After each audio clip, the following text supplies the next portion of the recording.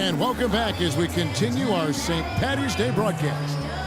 And the Pistons have been rolling right along, haven't they? And they've done a nice job here offensively to establish a rhythm and a pace to this game. And I like that they're finding ways to score, playing well here, Steve.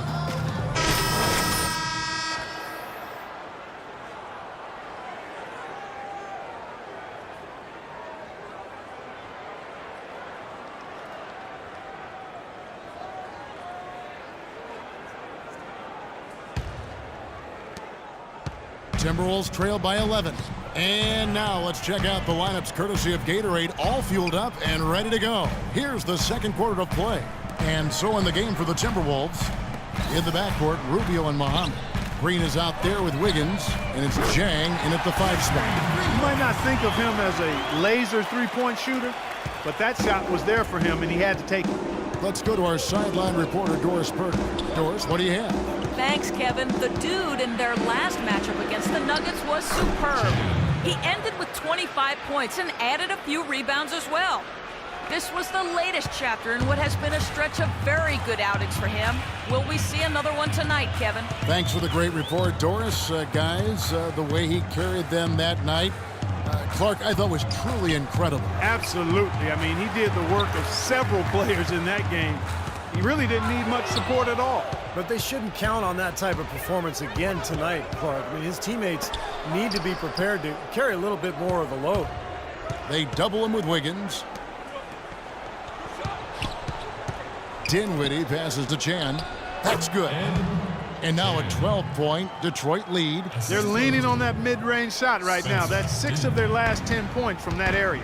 Well, they might as well continue to pull up and let it fly.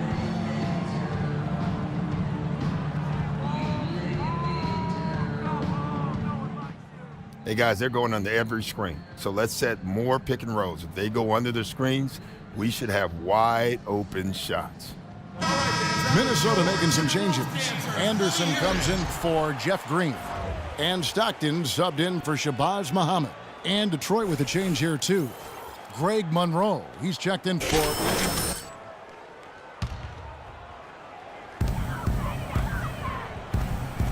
Now here's Wiggins, covered by Chan. Anderson dishes to Jang. Back to Anderson, launches a 3. Rebound, Detroit. Let's find out what Doris Burke has for us. Guys, over that last break, I listened to Doc Rivers address his team. He'd like them to concentrate on their transition game, to keep the tempo fast and put pressure on the defense in the open court. He also said that their work on the offensive glass is going to be critical. He believes second chance points will go a long way toward deciding this game. Maybe making those early adjustments will give them time to judge their effectiveness by halftime. We'll soon find out, Kevin. Thanks, Doris. And let's quickly check out the scoring breakdown here for Detroit. Well, they've come out of that locker room with the hot hand. Those jumpers have been falling for them. And they're also showing some muscle here in the first half, finding a lot of points in the paint area.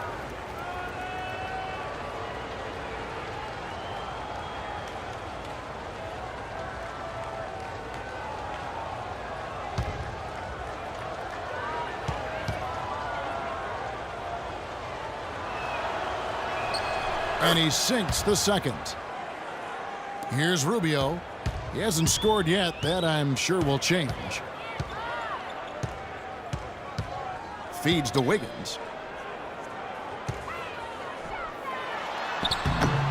Here's Dang. And the layup falls. Guys, he's actually indefatigable.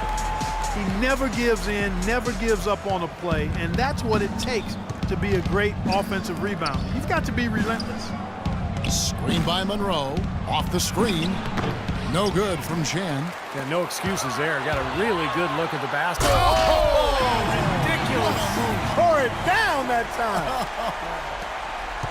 You know, sort of surprising he goes for a slam that difficult while they're trailing. Yeah, but still, you know what? A magnificent move to the rim.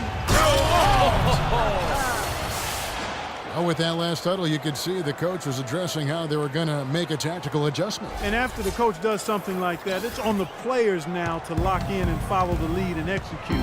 If they don't, then the coach will put them on the pile. And Anderson kicks to Rubio. The Timberwolves working the ball around now. Three-pointer from Stockton. That's good. It's Rubio with the assist. Stockton's got himself going there. His first points of the game on the deep ball.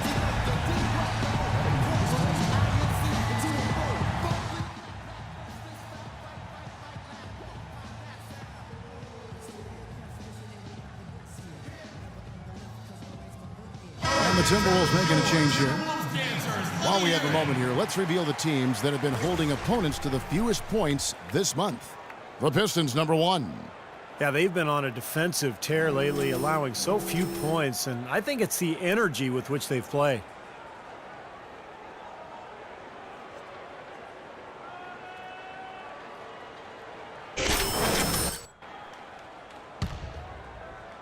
And for those of you just joining us, we're in the second quarter with about 3 minutes gone by. Pass to Chan. He feeds it to Drummond. Here's the Dude. The baseline jumper goes down. The Dude's got 17. You know, he started out hot, and he's only gotten hotter. He could be in for one of those games. And Stockton, here we go. No good. The Pistons go the other way with it. 13 points was their biggest lead in the game. Here's Chan. Minnesota with the rebound. This guy's a good three-point shooter, but that was probably from a little bit too far. Yeah, not what I would call working to get the best shot either. And so he draws the foul on the shot. A trip to the line to shoot 2. Yeah, he got whacked. Shouldn't be much debate on that one.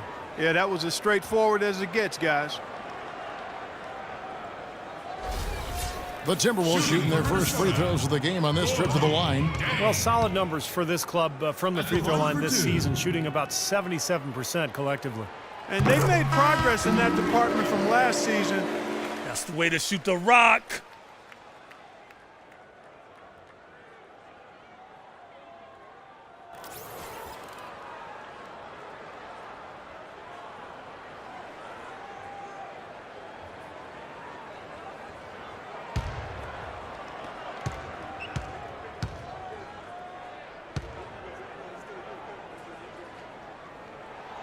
And he can't hit the second. Pistons leading by 9. And here we go. The Pistons fast break. That misses, so no good on his first attempt of the night. Minnesota's gone 2 of 3 when they've stepped beyond the arc in the second quarter. Stockton passes to Payne. Back to Stockton. Stockton with a screen on Stuckey. Stockton outside. Shot clock at 6. Payne gets a wide open look. Another miss by Minnesota. Pistons have gone 4 of 8 so far here in the second quarter. Here's Stuckey, the little runner inside. Stuckey's got his third basket of the night. Simply a fantastic shot. Going top speed, but he still cashes in the runner. Stockton kicks to Payne. They set the pick. He tries for 3. The Timberwolves again can't hit. And here's the fast break.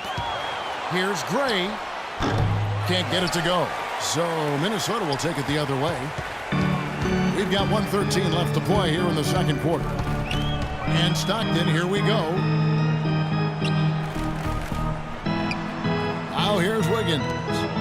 23 points for him the last game against Dallas. And he played great at the defensive end of the floor, too, Kevin. Had a couple of important block shots in that game, so good all-around effort. Dinwiddie passes to Monroe. Kicks it to Gray. And the pass to Wolf.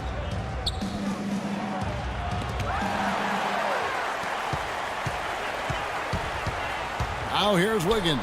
Nice defense on him. And finished off by Stockton. That could give him a huge injection of energy, Clark. And Kevin, that's exactly what they need right now. They've got to close the gap. Forget about that for a second. How about the burst to the bucket for a point guard? Boy, he can power those down. Here's Wolf. Payne grabs the board. Timberwolves trail by 9. They really want to find that igniter here. Yeah, that's right. Kevin, the offense has basically been running in place. They got to get going. Stockton outside. Pass to Wiggins. Offline with his 3. And that does it for the first half of play. Pistons lead by 9. And now let's catch up with Doris Burke, who's standing by on the sideline. Doris? Well, Ricky, what does it say about this team to have such great productivity from the bench, and what does it do for you guys as a unit? It's amazing. That means like we have a deep bench, and then a lot of work from the staff, from the everybody of the team, like doing extra work and winning games. Well done, Ricky. Thank you. Guys, back to you. Thank you, Doris. And we'll be back after halftime for the start of the second half.